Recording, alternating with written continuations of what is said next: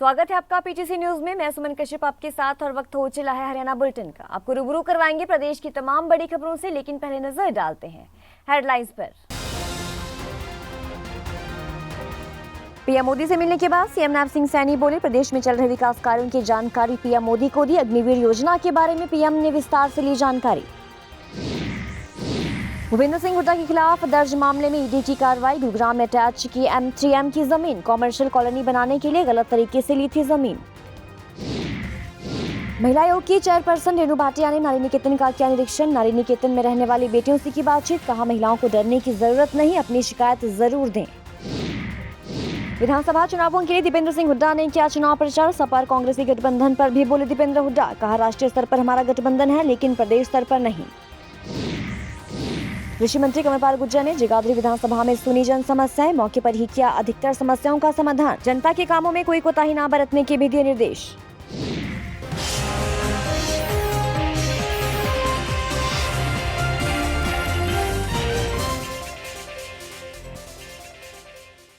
और अब खबरें विस्तार से।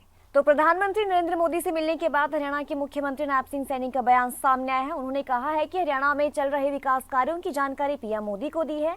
इसके अलावा अग्निवीर योजना के बारे में पीएम से विस्तार से जानकारी साझी की है। आगे कहा कि विकसित भारत के विजन को बढ़ाने में हरियाणा का भी योगदान रहेगा। आने वाले विधानसभा चुनावों में प्रधानमंत्री नरेंद्र मोदी के नेतृत्व में हरियाणा में तीसरी बार फिर कमल खिलेगा। चलिए सुनते हैं क्या कुछ कहा। आज आदरणीय प्रधानमंत्री जी से मिलना हुआ है और आदरणीय प्रधानमंत्री जी ने हरियाणा प्रदेश में जो विकास के कार्य चल रहे हैं उन सब के ऊपर चर्चा की है और आने वाले समय के अंदर भी क्या क्या काम करने हैं उसको लेकर के आदरणीय प्रधानमंत्री जी ने पूरी जानकारी वो ली है। और ये भी आदरणीय प्रधानमंत्री जी ने कहा है कि जो हमारी केंद्र की सरकार गरीबों के लिए योजनाएं बन रही हैं उनके बारे में भी उन्होंने जानकारी ली है कि उन तक लाभ पहुंच रहा है। उसके लिए भी उन्होंने पूरा फीडबैक लिया है और अच्छी बातचीत रही। आने वाले समय के अंदर हमारे हरियाणा में विधानसभा के चुनाव हैं और आदरणीय प्रधानमंत्री जी ने जो जानकारियां ली है, जो फीडबैक लिया है, आने वाले समय के अंदर भी आदरणीय प्रधानमंत्री जी के नेतृत्व में, मोदी जी के नेतृत्व में हरियाणा में हम तीसरी बार बड़े मैंडेट के साथ सरकार बनाएंगे और हरियाणा की जो एक विकास की गति बनी है उस गति को और आगे बढ़ाने का काम हम करेंगे। ईडी ने हरियाणा के पूर्व मुख्यमंत्री भूपेंद्र सिंह हुड्डा के खिलाफ दर्ज मामले में M3M की गुरुग्राम में 300 करोड़ की 88.29 एकड़ जमीन अटैच की है और M3M के प्रमोटर बसंत और रूप कुमार बंसल ने पूर्व मुख्यमंत्री भूपेंद्र सिंह हुड्डा के साथ मिलकर कॉमर्शियल कॉलोनी बनाने के लिए 10.35 एकड़ जमीन गलत तरीके से ली और फिर जमीन और कंपनी को 776 करोड़ रुपए में रैली गेयर ग्रुप की कंपनी को बेच दिया। करनाल में महिला आयोग की चेयरपर्सन रेणु भाटिया पहुंची। उन्होंने पहले नारी निकेतन का निरीक्षण किया और यहां रहने वाली बेटियों से बात की। उन्होंने कहा कि यहां करीब 32 बेटियां रहती हैं। उन्होंने मीडिया से बातचीत करते हुए कुछ मामलों का जिक्र भी किया। इसके साथ ही कहा कि महिलाओं को डरने की जरूरत नहीं है। किसी को अगर परेशानी है तो आपके लिए सरकार ने बहुत साधन उपलब्ध करवाए हैं, वहां अपनी शिकायत दे सकते हैं। आपको डरने की जरूरत नहीं है। इसके बाद उन्होंने कुछ केस की महिला थाने में सुनवाई की।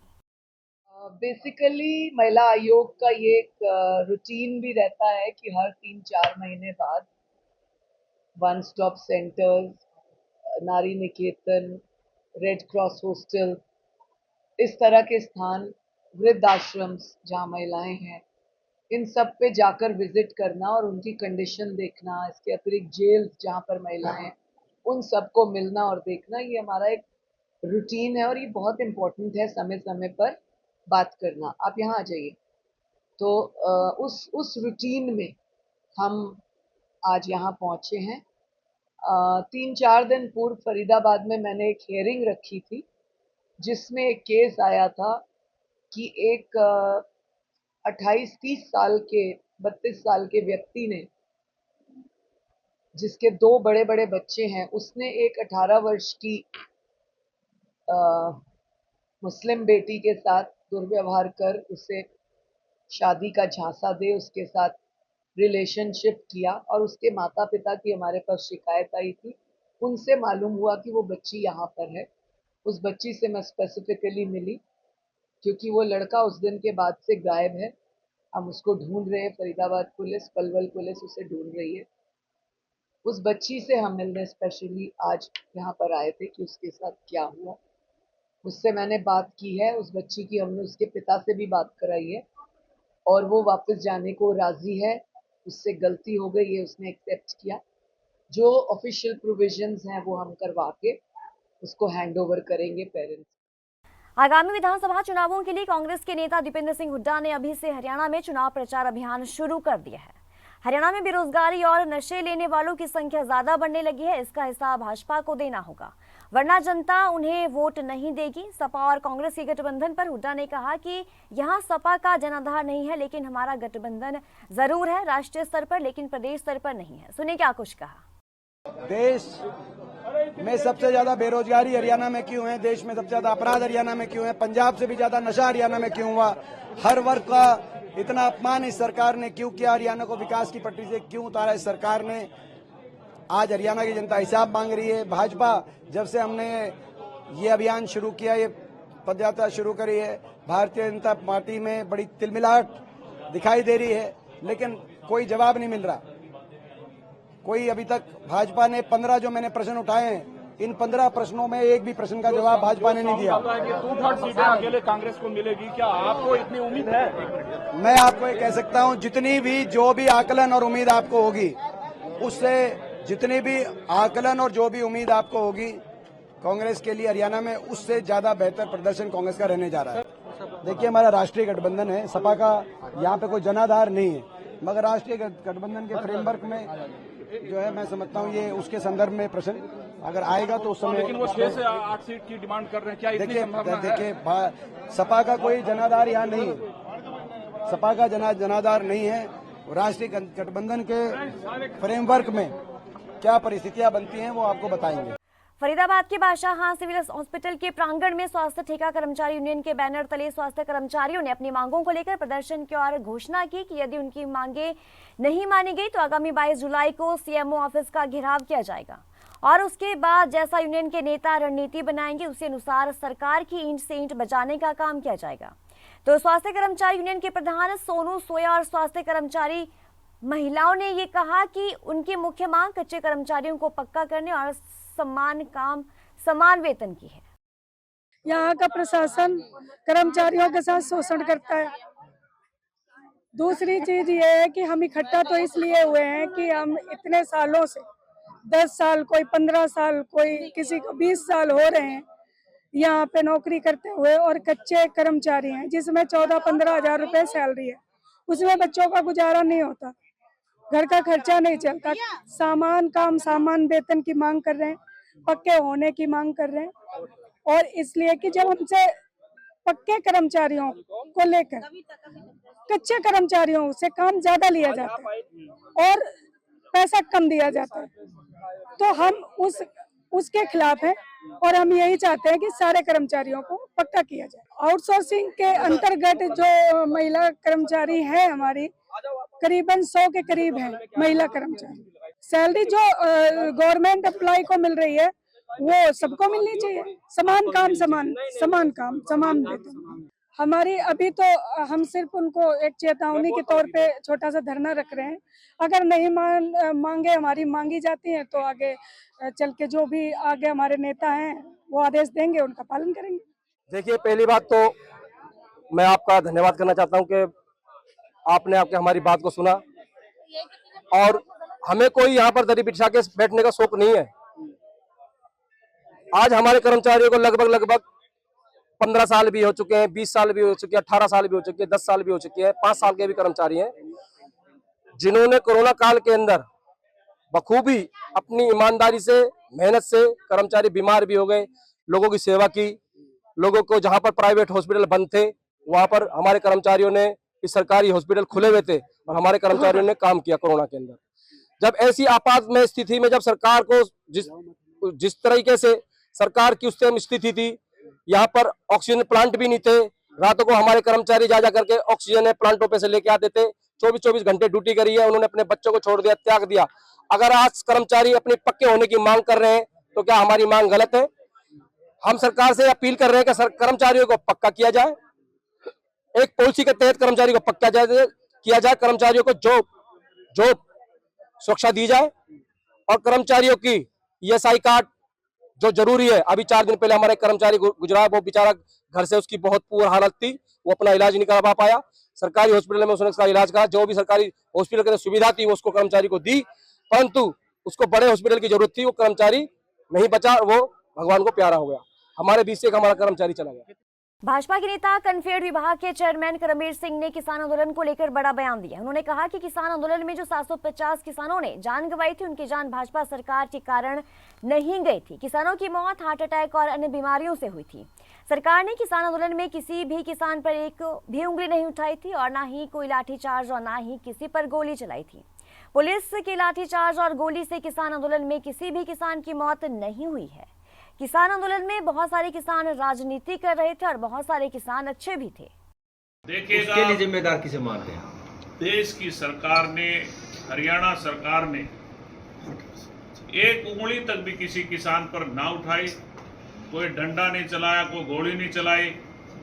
वो किसान जो जिनकी डेथ हुई है बीमारी की वजह से या किसी हार्ट अटैक की वजह से, दूसरे कारणों से हुए हैं, पुलिस की गोली से, पुलिस की लाठीचार्ज से, सरकार की उससे एक भी किसान नहीं। उनकी मौत का बेस तो आंदोलन बना और आंदोलन का कारण भाजपा सरकार आंदोलन बहुत सारे किसान अच्छे हो सकते हैं, बहुत सारे किसान मैं समझता हूँ राजनीति कर रहे थे, बहुत सारे किसानों के हित में भी काम कर रहे। मैं सब किसानों को नहीं कहता, परंतु कई किसान ऐसे भी हैं जो सिर्फ और सिर्फ राजनीति कर रहे हैं। अभी भी जिस तरह वीडियो आया था पिछले दिनों, उन्होंने एक ही बात कही थी, हमारा मकसद सिर्फ और सिर्फ मोदी जी को बदनाम करने का है, न कि आंदोलन का है, न किसी मांग का है। वीडियो वायरल हुई थी, काफी वीडियो आई थी, क्योंकि एक कांग्रेस ने भर्ती रोको गैंग बना रखे, अगर कोई भी फैसला लेते जब हाईकोर्ट चले जाते। प्रदेश के कृषि मंत्री कंवरपाल गुर्जर ने जगाधरी विधानसभा की जनता के बीच रहते हुए उनकी समस्याएं सुनी। जनता की समस्याएं सुनते हुए मौके पर ही अधिकतर समस्याओं का समाधान भी किया। इस मौके पर सभी विभागों के अधिकारी भी मौजूद रहे। तो कृषि मंत्री ने अधिकारियों को निर्देश दिए कि जनता के कामों में कोई कोताही ना बरती जाए और प्राथमिकता के आधार पर जनता के कार्यों को अधिकारी करे, ताकि किसी को भी सरकारी कार्यालय के चक्कर ना काटने पड़े। लोगों की समस्या है और हमारा काम है उन समस्याओं का समाधान करना। सभी अधिकारी हमारे साथ हैं और अधिकारियों ने पूरा प्रयास पूर्वक काम किया और ज़्यादातर समस्याएं जो है उनका मौके पे ही समाधान कर दिया। कुछ ऐसी है जिनको ऑफिस में उन्होंने बुलाया और 1-2 दिन में उनका समाधान कर दिया। देखिए, हमारा तो यही है कि किसी भी आदमी को बार बार परेशान ना होना पड़े और अधिकारी पूरा प्रयास कर रहे हैं। अभी यहाँ मतलब इसी टाइम पे काफ़ी समस्याएं जो उनका समाधान किया। बाकी ऐसा है, कुछ ऐसे है जो कि ऑफिस में जाके वो काम होंगे तो उनको ऑफिस में बुला लिया और सोमवार को उनको बुलाया, ज़्यादातर समस्याओं का समाधान हो जाएगा, ऐसा मैं समझता हूँ। भारतीय किसान एकता के अध्यक्ष लखविंदर सिंह औलख ने पत्रकारों से बातचीत करते हुए कहा कि सरकार द्वारा किसान आंदोलन के दौरान किसानों को दिल्ली जाने से रोकने में अहम भूमिका निभाने वाले अधिकारियों और कर्मचारियों को राष्ट्रपति अवार्ड देने की सिफारिश का निर्णय निंदनीय है। संयुक्त किसान मोर्चा इस निर्णय की घोर निंदा करता है और इस फैसले का पुरजोर विरोध करेगा। अगर सम्मानित करना ही है तो देश के उन जवानों को करे जो रोजाना बॉर्डर पर शहीद हो रहे हैं।